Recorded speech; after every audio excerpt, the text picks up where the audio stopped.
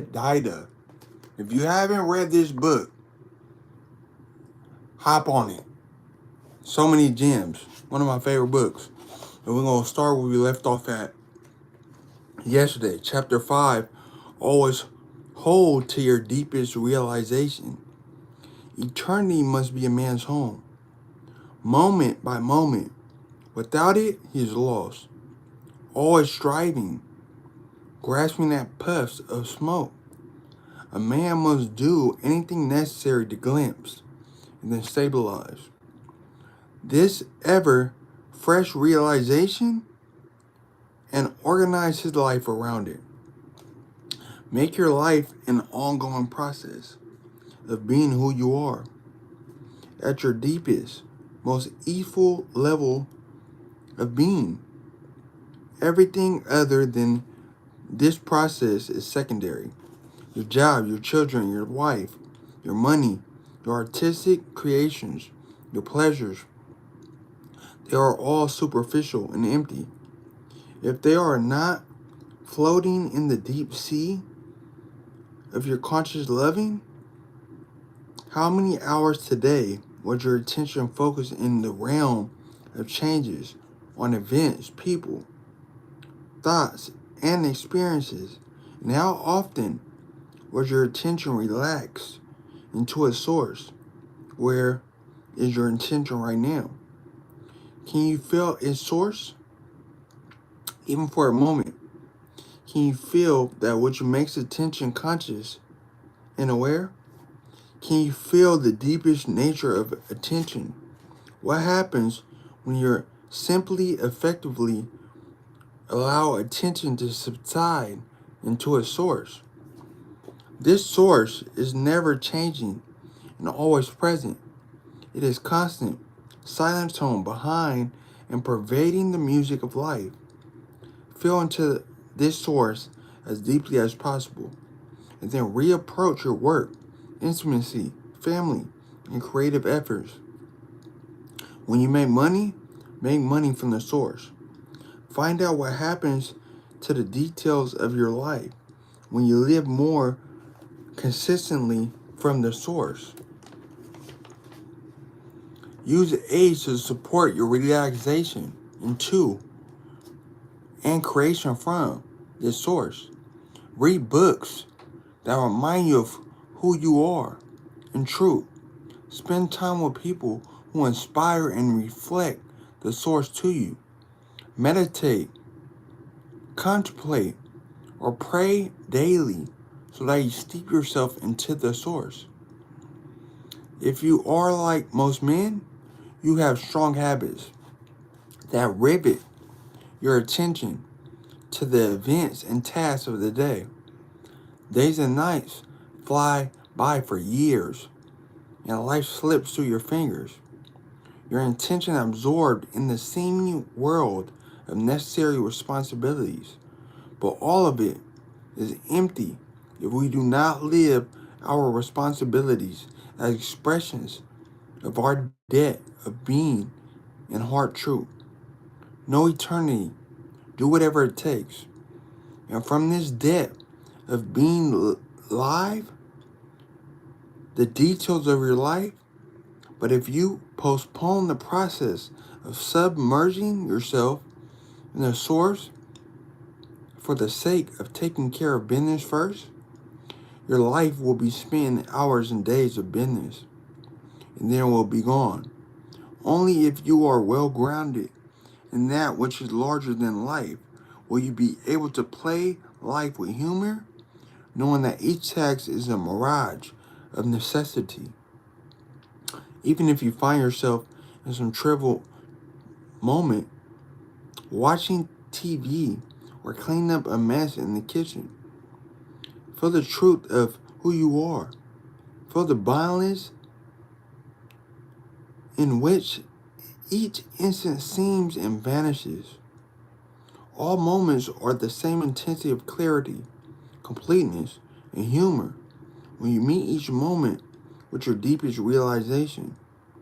Nothing has ever happened has made anything different to the one who you are. Chapter 6.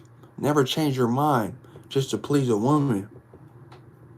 If a woman suggests something that changes the man's perspective, then he should make a new decision based on his new perspective. But he should never betray his own deepest knowledge and intuition in order to please his woman or go along with her.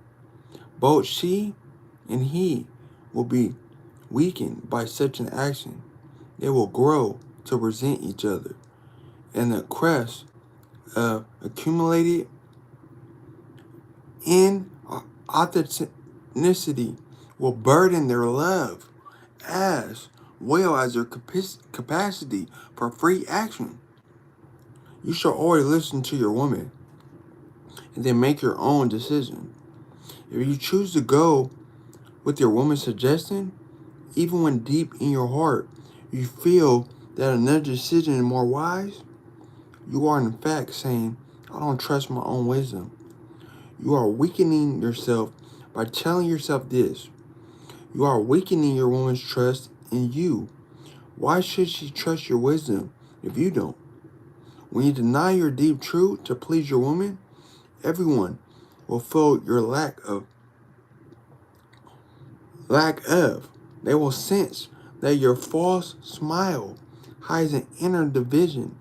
Your friends, children, and business colleagues may love you, but they don't trust you. Since you don't trust your own core intent, and more importantly, your sense of will be a burden to your capacity to act with clarity.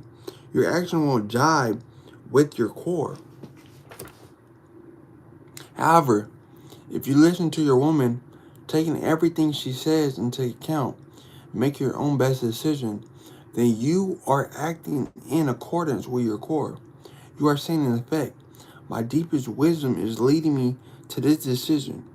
And if I'm wrong, I will learn from it. And my wisdom will have deepened.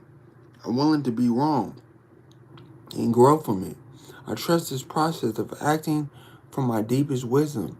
This attitude of self-trust engenders others' trust in you.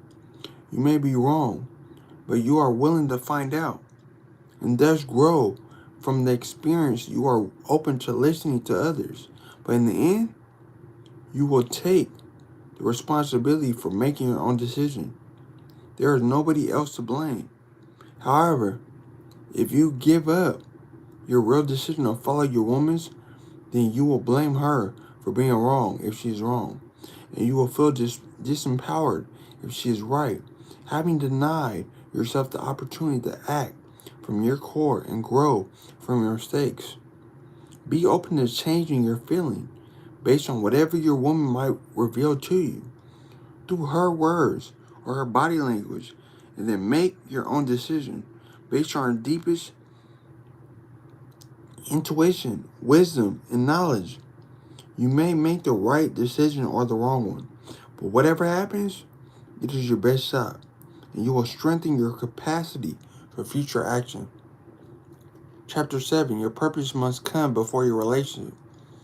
Every man knows that his highest purpose in life cannot be reduced to any particular relationship. If a man prioritizes his relationship over his highest purpose, he weakens himself, dissolves the universe, and cheats his woman of an authentic man who can offer her full, undivided presence. Admit to yourself that if you had to choose one or the other, the perfect intimate relationship or achieving your highest purpose in life, you would choose to succeed at your purpose. Just as self-knowledge often relieves much pressure, a man feels to prioritize his relationship when in fact it is not his highest priority. Your mission is your priority. Unless you know your mission and have aligned your life to it, your core will feel empty. Your presence in the world will be weakened, as will your presence with the intimate partner. The next time you notice yourself getting into your woman, postponing your mission and denying your true purpose in order to spend time with her, stop. Tell your woman that you love her, but you cannot deny your heart's purpose. Tell her that you will spend 30 minutes or some specific time with her in absolute attention and total presence, but then you must return and carry on your mission. Your woman will be more fulfilled with 30 minutes of the day of unavoided attention and undivided attention and ravishing love than she will a few hours of your week and divided presence with your heart really into it. Time you spend with your woman should be a time you really want to be with her more than anything else. If you rather be doing something else, she'll feel it. Both of you will be satisfied. Thank y'all for your time. We're gonna stop at chapter 8, page 29. So tomorrow, that's where we're gonna later or tomorrow. That's where we're gonna start at. And the chapter is lean, just beyond your edge. Enjoy your Tuesday. Keep thriving. The best is here. Make sure y'all like, follow, share, subscribe. Appreciate y'all time. We global.